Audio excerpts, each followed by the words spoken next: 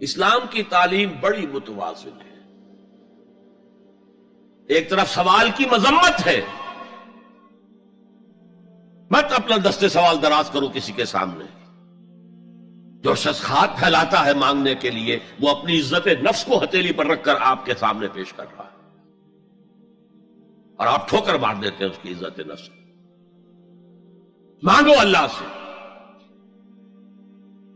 اللہ کسی کے دل میں ڈالے تمہاری ضرورت پوری کر سکتا ہے، بغیر اس کے کہ تم کسی کے سامنے دستے سوال دراز کرو. تو سخت مذمت ہے. اور خاص طور پر بیگری جو ایک انسٹیٹیوشن بن گیا ہے، ایک پیشہ بن گیا ہے، وہ تو اسلام کی تعلیمات کے منافی ہے. اور جس طرح کی ہم خیرات بانٹتے ہیں، 5 روپے کا نوٹ دے رہے ہیں مانگنے والوں کو، مسجدوں کے باہر سمجھ رہے ہم نے حاتم طائی کی خبر کو لات مار دی، حالانکہ حقیقت میں آپ انسٹیٹیوشن آف بیگری کو سپورٹ کر رہے ہیں. کسی ایک کو لے لو، آؤ چلو مجھے اپنا گھر دکھاؤ، مجھے بتاؤ تم واقعی اس قابل ہو یا نہیں ہو، اور پھر اس کی مدد کریں، لمسم کریں. پھر وہ 5 روپے نہیں ایسی دیں کہ وہ کچھ اپنے پاؤں پر کھڑا ہو سکے. میں نے 1 روپیہ نہیں کہا کہ 1 روپیہ تو اب کوئی شے نہیں رہی، لیکن یہ کہ 5 روپے کا نوٹ بھی آپ نے تقسیم کرنے شروع کر دیے، یہ کیا ہے؟ وَالسَّائِلِينَ وَفِي الرِّقَابِ. لیکن دوسری طرف سائل کو جھڑکنا نہیں ہے. اما السائل فلا تنہر، جھڑکو نہیں. اچھا بھائی نہیں، معاف کرو، میرے پاس اس وقت آپ کی مدد کے لیے کچھ نہیں ہے، میں کچھ نہیں کر سکتا.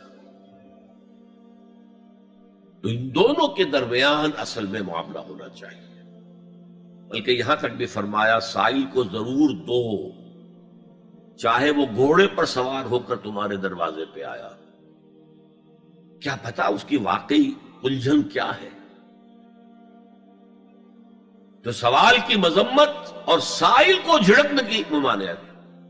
حتی الامکان خالی ہاتھ نہ لوٹاؤ. اس نے اپنی عزت نفس اپنی ہتھیلی پر رکھ کر تمہاری سامنے پیش کر دیا، اسے ٹھوکر نہ مارو. لیکن جیسا کہ میں نے عرض کیا، یہ انسٹیٹیوشن آف بیگری جو ہے یہ ایک علیحدہ شے ہے بالکل، اس کا اس سے کوئی تعلق نہ سمجھیے. وفی الرقاب، رقاب جمع ہے رقبہ، گردن. فک رقبۃ او اطعام فی یوم ذی مسغبۃ یتیما ذا مقربۃ او مسکینا ذا متربہ. فک رقبۃ، کسی کی گردن چھڑا دینا. اس وقت سب سے بڑی ایپلیکیشن اس کی تھی غلاموں کو، کنیزوں کو اپنے پیسے سے خرید کر آزاد کر دینا. بہت بڑی نیکی، بہت بڑی نیکی. اور حضرت ابو بکر رضی اللہ تعالیٰ عنہ کے دفتر فضائل میں سب سے اونچا کام یہ ہے کہ جن غلاموں کو اور جن کنیزوں کو ستایا جا رہا تھا، دیئر اونرز، دیئر ماسٹرز، ان کے آقا کو حق حاصل تھا، جو چاہے کریں ان کے ساتھ. قتل کرنے کوئی پوچھنے والا نہیں ہے. میں پہلے بھی عرض کر چکا ہوں، میری ملکیت ہے، جیسے میری بکری میری ملکیت ہے، میں نے اس کو ذبح کیا، گوشت کھا لیا، تم کون ہوتے ہو پوچھنے والے؟ میرا غلام تھا، میں نے قتل کر دیا، تم کون ہو پوچھنے والے؟ ان کو حضرت ابو بکر نے خرید کر آزاد کیا اور منہ مانگے دام دیے. حضرت بلال کے لیے امیہ ابن خلف نے اتنی بڑی رقم مانگی، حضرت ابو بکر نے کہا ٹھیک ہے لو. باپ نے کہا بھی، ابو قحافہ نے، ابو بکر کو کوئی غلام خریدنا ہی تھا تو کوئی طاقتور آدمی جو کام آ سکے کہیں، اس کو خریدنا چاہیے. انہیں کیا پتا ابو بکر کس لیے خرید رہا اور کس کے لیے خرید رہا. آج کے دور میں اس کی اپلیکیشن ہوگی. کوئی شخص جو ہے اگر قرض میں اس طرح جکڑا جائے کہ لاکھ ہاتھ پاؤں مارے نکل نہیں سکتا، اس کو کوئی لمپ سم مدد دے کر اس قابل کیا جائے کہ وہ پھر اپنے پاؤں پر کھڑا ہو جائے. یہ نہیں کہ اسے آپ ہر مہینے کچھ رقم دیتے رہے مینٹیننس کے لیے، نہیں. اس سے تو وہ اسی پوزیشن میں رہے گا. یہ بعض مائنورٹی کمیونٹیز کے اندر یہ معاملہ موجود ہے. کوئی بھائی اگر گر گیا ہے کاروبار میں تو اس کی پھر ایسی مدد کی جائے کہ وہ پھر آپ کی صف میں آ کر کھڑا ہو جائے. Respectable members of your community وہ اس شکل میں پہنچ جائے. یہ بھی فک و رقبتن اس کی ذیل میں آج کل آئے گا. اب اس کے بعد آیا وَأَقَامَ الصَّلَاةَ وَآتَى الزَّكَاةَ. یہ دو کیا ہیں؟ یہ عبادات کی شکل میں دو ستون ہیں جو ان دو چیزوں کو سپورٹ کرتے ہیں جو اب تک بیان ہوئی ہیں. ایمان کو تازہ رکھنے کے لیے نماز قائم کرو. ہر نماز ایمان کی تجدید ہے. اقیم الصلاۃ لذکری، نماز قائم کرو میری یاد کے لیے. اپنا عہد اللہ کے ساتھ تازہ کرو. ایاک نعبد و ایاک نستعین، اے اللہ ہم تیری ہی بندگی کرتے ہیں اور کرتے رہیں گے، تجھ ہی سے مدد مانگتے ہیں اور مانگتے رہیں گے. اپنے اس عہد بندگی کو تازہ کرو، ایمان کو تازہ کرو. الحمدللہ رب العالمین الرحمن الرحیم. ایمان باللہ تازہ ہوا نا. مالک یوم الدین، ایمان بالآخرہ تازہ ہو گیا نا. یہ ہے ایمان کو قائم رکھنے کے لیے، نیکی کی اس روح کو برقرار رکھنے کے لیے اللہ تعالی کی طرف سے یہ ستون ہے. الصلاۃ عماد الدین، دین کا ستون ہے یہ نماز. اس بحث میں اس کا مقصد کیا ہے وہ میں نے بیان کر دیا. بعد میں کیوں آ رہا ہے؟ یعنی کہ اصل شے ہے ایمان، اور ایمان کو سپورٹ کرنے والا ستون ہے نماز. عملی نیکی میں اصل شے ہے ہمدردی، ہمدردی میں مال خرچ کرنا، اور اس کے لیے ستون ہے زکوٰۃ. کم سے کم یہ 2.5% تو نکالو، بوتل کا کارک تو کھل جائے، پھر اور بھی دو اور بھی دو اور بھی دو. یہ تو obligatory ہے، یہ تو فرض ہے، یہ تو لازم ہے. لیکن مقصد کیا ہے؟ اس کو جو سمجھ لیا بس یہی زکوٰۃ ہی ہمارے ذمے میں ہے، وہ بڑے مغالطے میں. حضور نے فرمایا صلی اللہ علیہ وسلم ان فی المال حقا سوى الزکوٰۃ. اے مسلمانوں یہ نہ سمجھنا کہ بس زکوٰۃ ادا کر دی تو تمہارے مال کا سارا حق ادا ہو گیا. ان فی المال حقا سوى الزکوٰۃ، تمہارے اموال میں حق ہے اللہ کا زکوٰۃ کے علاوہ بھی. اور پھر آپ نے یہ آیت پڑھی وَآتَى الْمَالَ عَلَىٰ حُبِّهِ ذَوِي الْقُرْبَىٰ وَالْيَتَامَىٰ وَالْمَسَاكِينَ وَابْنَ السَّبِيلِ وَالسَّائِلِينَ وَفِي الرِّقَابِ وَأَقَامَ الصَّلَاةَ وَآتَى الزَّكَاةَ. یہاں آتا زکوٰۃ تو ہے ہی ہے، اس سے پہلے جو آ رہا ہے یہ سرپلس ہے، اس سے آگے کی بات ہے، یہ ایڈیشنل ہے. اسی لیے جب انفقوا انفقوا انفقوا انفقوا انفقوا کی جو تکرار ہوتی ہے قرآن مجید میں، تو ایک جگہ پھر سوال کیا صحابہ نے کتنا خرچ کرے حضور؟ فرمایا قل العفو، کہہ دو جو بھی ضرورت سے زائد دے ڈالو. Don't accumulate, don't retain any thing.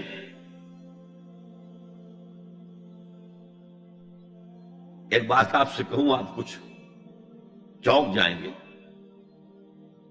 حضور نے کبھی زکوٰۃ دی؟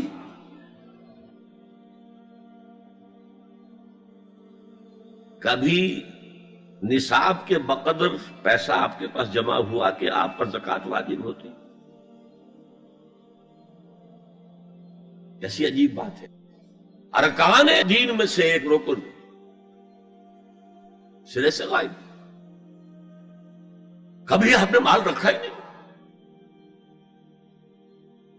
حضور کا اسوہ ہم جانتے ہیں، مسواک کر لی ہے، پانچے جو ہیں ٹخنے سے اوپر کر لیے ہیں، یہ اسوہ ہے. ہاں ہے، یہ بھی ہے، ٹھیک ہے، سنت ہے. اسوہ تو یہ ہے. اور صرف آپ کا نہیں، جنہیں ہم کہتے ہیں فقراء صحابہ، ابو ہریرہ، ابو ذر، سلمان فارسی، علی رضی اللہ تعالی عنہ اجمعین، یہ فقراء صحابہ میں سے تھے. کبھی کچھ نہیں رکھا اپنے پاس. میں نے بتایا تھا آپ کو شاید کہ حضرت علی کی جب شادی ہو رہی تھی حضرت فاطمہ سے، کوئی مکان تھا ہی نہیں، کہاں لے کے جائیں؟ ایک انصاری نے ایک حجرہ دیا ہے اپنے مکان کا، اس میں حضرت فاطمہ ودا ہو کر گئی. He didn't have any home. ابو ذر وہ تو دوسری انتہا کو چلے گئے تھے. قانون یہی ہے، حلال سے کماؤ، اگر ایک حد سے آگے بڑھ جائے تو زکات دے دو، باقی تمہارے اختیار میں ہے، دینا چاہو دو، نہ دینا چاہو رکھو اپنے پاس. قانون اس سے زیادہ آپ کو پابند نہیں کرے گا. کبھی بھی آپ نے جبر نہیں کیا، ایمرجنسی میں بھی جبر نہیں کیا. ایک واقعہ آتا ہے کہ حضور کو کئی وقت کا فاقہ تھا. تھوڑی دیر کے بعد حضرت ابو بکر آئے، آپ نے چہرے سے پہچان لیا کہ فاقے سے. پھر حضرت عمر آئے، پہچان لیا کہ فاقے سے. شاید حضور خود اپنے لیے نہ اٹھتے نہ جاتے، اپنے دونوں ساتھیوں کو لے کر ایک انصاری کے باغ میں پہنچ گئے. انصاری کی عید ہو گئی، فوراً لا کر اس نے کچھ کھجوریں کچھ انگوروں کے گوشے رکھے.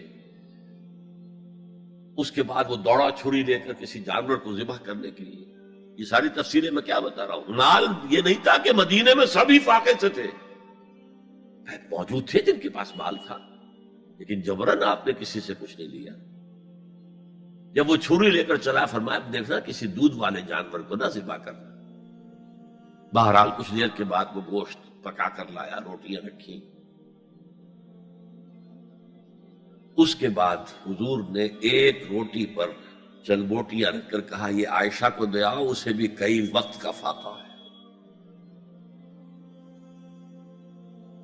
اور پھر حضرت عمر کی طرف رخ کر کے کہا عمر یہ ہے وہ نعمتیں جس کا حساب دینا پڑے گا اللہ کے ہاں. وَأَمَّا بِنِعْمَةِ رَبِّكَ فَحَدِّثْ، اور یہ جو فرمایا گیا الہاکم التکاثر میں نعمتوں کا حساب لیا جائے. وَلَا تُسْأَلُنَّ يَوْمَئِذٍ عَنِ النَّعِيمِ، فرمایا یہ نعمتیں ہیں. یہ ہے اصل میں انفاق کا معاملہ. آپ کے اس پر چھوڑ دیا گیا ہے. جتنا بھی آپ میں جذبہ ہے، جتنا بھی آخرت کا یقین ہے، اتنا ہی آپ پسند کریں گے کہ آخرت کے بینک میں جمع کرائیں، یہاں کے بینکوں میں کیوں جمع کرائیں. یہاں کتنا دے دیں گے آپ کو؟ 10%، 20%. وہاں 700% ملتا ہے. 700% نہیں، 7,000، 700 گنا. Why to keep it in these banks? حضرت مسیح کا جو پہاڑی کا واس بہت مشہور ہے، سرمن آف دا ماؤنٹ، بڑے پیارے الفاظ ہیں. میں آپ سے اپنا تاثر عرض کیے بغیر نہیں رہ سکتا.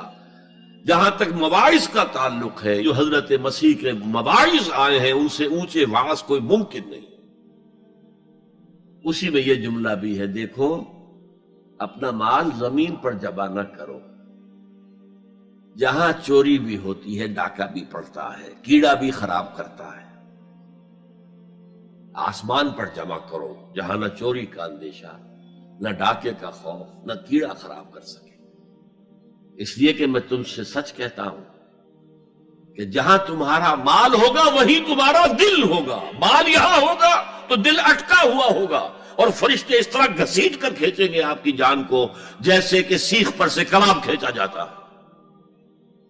اور اگر دل وہاں لگا ہوا ہے جس کے لاکھوں کروڑوں ڈالر سوئس بینکس میں جمع ہیں، اسے کہا جائے نکل جاؤ پاکستان سے، اسے کوئی تکلیف ہوگی؟ نکل جاؤ فلاں ملک سے، ملک بدل کرتے تو کیا تکلیف؟ میرے بینک کے اندر پیسے ہیں. البتہ جس کا باہر کچھ نہ ہو اسے اگر یہ دی جائے سزا تو اس کی تو جان پر بن جائے گی.